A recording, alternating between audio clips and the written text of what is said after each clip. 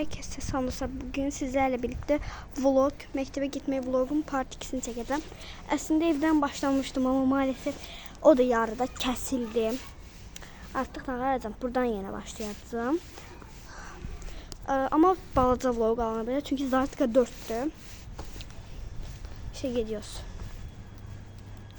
Bu taraftan gidiyor. Tamam. Bu arada dostlar bir tane takipçim istemişti ki videoda adını diyeyim. Ayhan Talıbova diyesin soyadı. Səhv də deyə bilərəm. Düz də deyə bilərəm. Neyse. Gidiyoruz dostlar. Aha. Böyle. Bu kısa video alınabilecek dostlar. Aha. Gidiyoruz.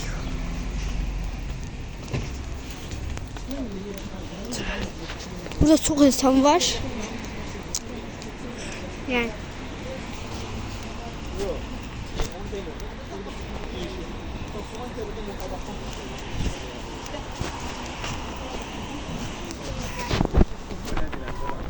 Sadece görürükte yani.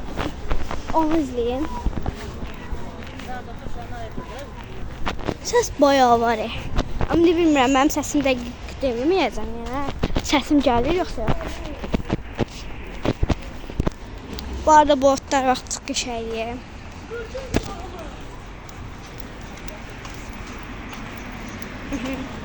İndi dostlar yemək alacağım məktəbə. Dostlar mahnı səsləri gəlir. Marketin özü qoyub da mahnıyı. Dostlar mən özümə bu yeməyi aldım.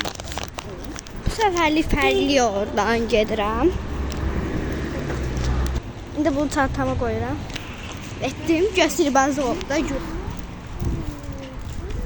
Bu səfərlik dostum yanımda olmayacaq.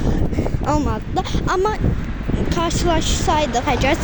Dünən məsələn karşılaşdıq. Onda təşəkkürlər. Aha dostlar bugünkü videomuzda bu şəkildə. Kanalıma abunə olub və like atmağı unutmayın. Sağ olun.